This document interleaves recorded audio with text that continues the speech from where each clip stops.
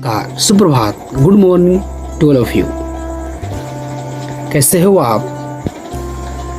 मैं पवन सर आज नए ऑडियो बुक के साथ असली दौलत क्या है लेकर आया हूँ, जो दौलत के रहस्य को आपके सामने उजागर करने वाला हूँ। तो बने रहिएगा अंत तक मेरे साथ, तभी बनेगी पूरी बात। चलते हैं अध्याय 1 पर। स्वास्थ्य ही असली संपत्ति है। यदि आपके पास स्वास्थ्य नहीं है तो आपके पास कुछ भी नहीं है। बहुत से लोग सोचते हैं कि पैसा सबसे बड़ी दौलत है, लेकिन जब बीमारी आती है, खासकर कोई गंभीर बीमारी जैसे कैंसर या हार्ट प्रॉब्लम, तो व्यक्ति यही कहता है, भाई जितना पैसा लेना है ले लो, मुझे बस ठीक कर दो। यदि आप ओवरवेट हैं, आपकी नींद खराब है या आपको अंदरूनी कोई तनाव है, टेंशन है, तो दुनिया की 99% चीज़ आपके किसी काम की नहीं है। एक बीमार आदमी सबसे बड़ी कार में भी चैन से नहीं बैठ सकता। इसलिए सबसे पहले खुद से पूछिए, क्या मैं हेल्दी हूँ? क्या मेरी एनर्जी सुबह से शाम तक बनी रहती है? क्या मैं अपने शरीर का ख्याल रखता हूँ? यदि नहीं तो आज ही निर्णय लीजिए। समय पर सोना, रोज हल्की फुल्की एक्सरसाइज करना, शुद्ध और सीमित भोजन लेना, क्योंकि असली दौलत वही है जो बिस्तर से उठकर आपको दुनिया को जीतने की ताकत दे। अध्याय 2, परिवार आपकी शांति का केंद्र। अगर घर में प्रेम नहीं है तो महलों में भी बेचैनी है। बहुत से सफल लोग ऐसे मिलते हैं जो करियर में, बिजनेस में बहुत आगे हैं, लेकिन जब परिवार की बात आती है तो उनकी आंखें भर आती है।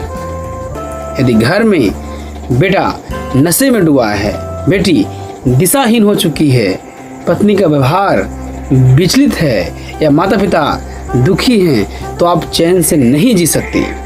परिवार वह नींव है जिस पर आपकी दौलत, आपकी आत्मबल और आपका आत्मविश्वास खड़ा होता है।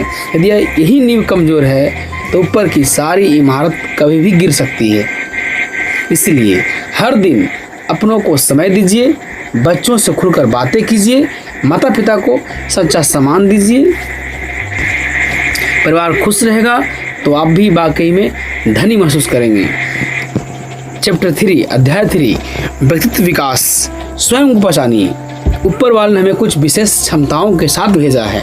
कोई लिखने में अच्छा है, कोई बोलने में अच्छा है, कोई सेवा करने में अच्छा है। यदि हम इन उपहारों को न पहचाने तो हम असली दौलत को खो देते हैं। क्या आप हर दिन पहले से बेहतर हो रहे हैं? क्या आप अपने काम से संतुष्ट हैं?